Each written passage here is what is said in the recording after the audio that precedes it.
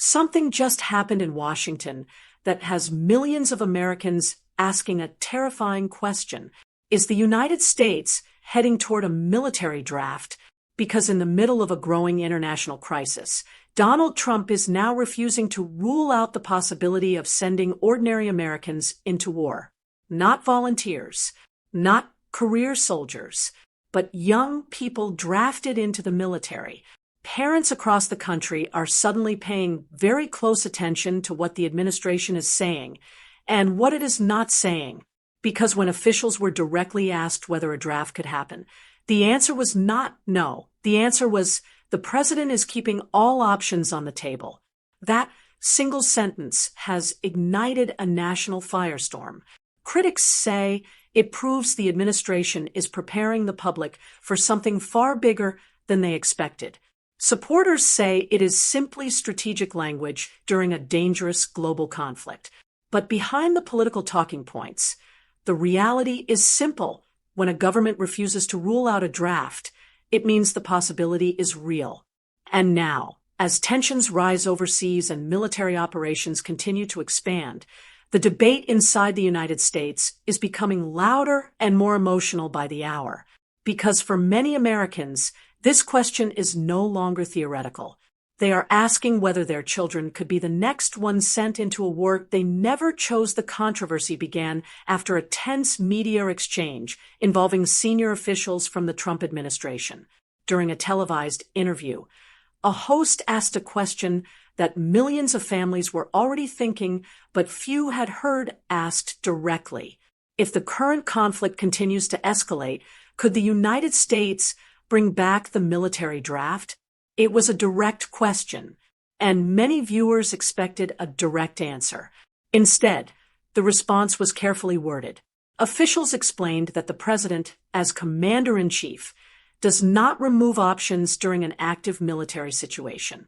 They emphasized that current operations rely on professional military forces and that there are no immediate plans to introduce a draft. But they stopped short of ruling it out completely. That distinction immediately caught attention across the country. Because historically, when American leaders say they are not removing options, it signals that the government wants flexibility if a conflict becomes larger or more complicated. And critics quickly seized on that language. Within hours, social media exploded with debate. Some political commentators accused the administration of quietly preparing the public for a wider war. Others argued that refusing to rule out options is standard practice for any military leader during a crisis. Still, the reaction from ordinary Americans showed how sensitive the issue remains.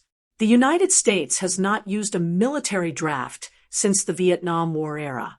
Since then, the country has relied entirely on volunteer military service. Millions of Americans have served honorably under that system, and for decades, it has been seen as a cornerstone of modern U.S. defense policy. But the selective service system still exists. Every male citizen between the ages of 18 and 25 is legally required to register. The system has remained in place for one reason. If Congress ever authorizes a draft again, the infrastructure already exists. For years, that system has mostly stayed out of public conversation. Now it is suddenly back in the spotlight. Defense analysts say the reason is simple. The current global situation is extremely unstable. Multiple international conflicts are overlapping, and military planners often prepare for worst-case scenarios long before the public hears about them. But even if a draft remains unlikely, the political impact of this debate is already enormous. Members of Congress from both parties are now demanding clarification from the administration. Some lawmakers are asking the White House to clearly state that no draft will occur under any circumstances. Others argue that publicly limiting military options could weaken the country's position during a conflict. Meanwhile, families across the country are paying attention in a way they have not in decades. For younger Americans, especially, the idea of a draft feels distant, something that happened in history books rather than modern life. But the recent statements from Washington have suddenly made that possibility feel much more real. And as the debate grows louder, one question continues to echo across television networks, political podcasts, and social media discussions. If the war continues to expand, what happens next? Because the administration may insist that there is no current plan for a draft, but by refusing to rule it out, they have opened a conversation that many Americans hoped would never return. And this controversy is only the beginning, because behind the political messaging and television interviews, another storm is now forming, one involving public outrage, political backlash, and growing questions about how this crisis is being handled at the highest levels of government. And that reaction is beginning to shake Washington in ways few expected. As the debate over a possible draft began spreading across the country, pressure on the Trump administration quickly intensified. Journalists, lawmakers, and military analysts all started asking the same question. Why refuse to rule it out at all? For many critics, the answer seemed obvious. They believe the administration is preparing the public for a conflict that could grow much larger than originally expected. And that possibility has sparked a political battle that is now unfolding in Washington. Several members of Congress immediately demanded clarification from the White House. Some lawmakers argued that if there is truly no intention to bring back the draft, the administration should simply say so clearly. In their view, refusing to give that reassurance only fuels fear and uncertainty across the country. Others inside the government pushed back on that idea. They argue that during a military crisis, presidents traditionally avoid making absolute promises about future decisions. Military planning often involves preparing for situations that may never happen, and publicly limiting those options could create strategic problems. But outside the halls of government, that explanation has not calmed public anxiety. Parents, especially those with teenage children approaching military age, began reacting strongly to the news. For many families, the thought of a draft immediately brings back memories of the Vietnam War era, a time when young Americans were suddenly called into military service whether they wanted to go or not. Even though today's military is vastly different and highly professionalized, the emotional impact of that history remains powerful. And that is why the language used by government officials matters so much.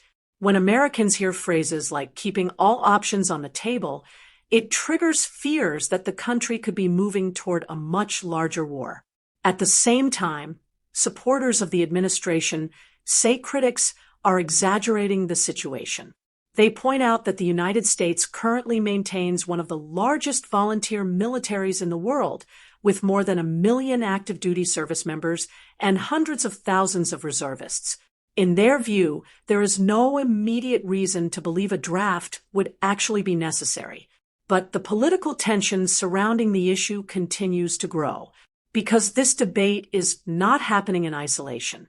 It is unfolding during a moment of rising global instability. Military operations overseas are expanding. Strategic alliances are shifting, and several regions of the world are experiencing serious geopolitical tension at the same time. That combination is making Americans nervous. Economic concerns are also playing a role. Rising oil prices and volatile financial markets have added to the sense that the situation could escalate further. When international crises start affecting everyday life at home, public attention quickly intensifies. Political strategists in both parties understand this very well. For opponents of the administration, the draft controversy provides a powerful talking point. They argue that the government is moving the country closer to another major war without being fully transparent about the risks. Meanwhile, supporters say the president is simply doing what any commander-in-chief must do during a dangerous international situation: remain flexible and prepared for every scenario. But one reality is becoming clear. The longer this conflict continues, the harder it will be for the administration to avoid giving a clearer answer. Because the question is not going away, Every new interview, every press briefing, and every public statement from government officials is now being carefully examined for clues about what might happen next. And as the debate intensifies, another issue is beginning to complicate the situation even further. It is not just about military strategy anymore. It is about trust. Many Americans are now asking whether the government is being completely honest about the scale of the conflict and the decisions that could eventually follow. And that growing skepticism is creating a political storm that may become just as significant as the military crisis itself.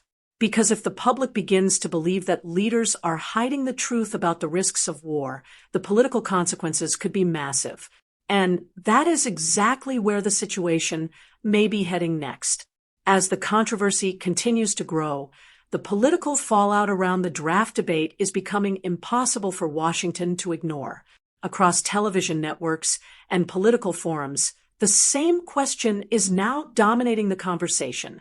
How serious is this conflict really? Because while government officials insist that current military operations are limited and controlled, critics argue that the situation could escalate much faster than the public is being told. And history has shown how quickly wars can expand. Many analysts are now pointing out that conflicts often begin with narrow objectives, but once military operations start, unexpected developments can rapidly change the scale of the situation. Alliances shift, new threats emerge, and leaders suddenly face decisions that were never part of the original plan. That uncertainty is exactly why the draft debate has struck such a nerve. For decades, the United States has relied on an all-volunteer military force. It is a system that many Americans are proud of because it ensures that those who serve in uniform have chosen that path willingly. Bringing back the draft would represent a dramatic change in that philosophy. And while experts say it remains unlikely under normal circumstances, the mere suggestion that it cannot be ruled out has forced the country to confront uncomfortable questions about the future. Military experts have also weighed in on the discussion. Some argue that modern warfare relies more on technology, specialized training, and professional forces than the large mass armies of previous generations. Cyber operations, intelligence capabilities, drones, and advanced aircraft now play a much larger role than traditional troop numbers. Because of that, many defense specialists believe the United States could manage most conflicts without needing to draft civilians. But they also acknowledge an important reality. If a global conflict expanded far enough, governments sometimes turn to measures they once considered unthinkable. That is why political leaders are being pressed harder than ever to provide transparency. Several lawmakers are now calling for formal briefings about the administration's long-term military strategy. Others are demanding clearer communication with the public so Americans understand exactly what risks the country may face. At the same time, political tensions surrounding the issue are escalating rapidly. Opponents of the administration argue that refusing to rule out a draft sends the wrong message during an already volatile moment. They say it increases fear, fuels speculation, and creates unnecessary anxiety among families who worry about their children's future. Supporters, however, insist that the president is simply exercising the authority expected of a commander-in-chief during an unpredictable international crisis. In their view, leaving options open is not a sign of escalation. It is a standard part of military leadership. But regardless of where people stand politically, one fact is undeniable. The conversation about a possible draft has now entered the national spotlight in a way it has not for generations. Young Americans are talking about it online. Parents are discussing it at home. And political leaders across the country are being forced to respond to questions that many believed would never return to American politics. For now, officials continue to emphasize that there is no active plan to implement a draft. The current military structure remains fully operational, and the United States still relies on professional volunteer forces. But the debate itself has already changed the political landscape.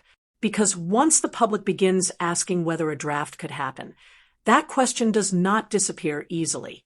And as tensions overseas continue to evolve, the pressure on Washington to provide clear answers will only grow stronger. The coming weeks may determine whether this controversy fades away, or whether it becomes one of the most significant political battles of the year.